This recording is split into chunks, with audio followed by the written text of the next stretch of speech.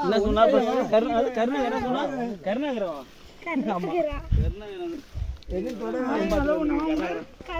கருணா அது வந்து ஒரு பையன் வந்து எல்லா ஊர்லயும் போய் காட்டுவானே. தெரியும் தெரியும் எனக்கு. இந்த மாதிரி கல்லுங்க தம்மா இருக்குது.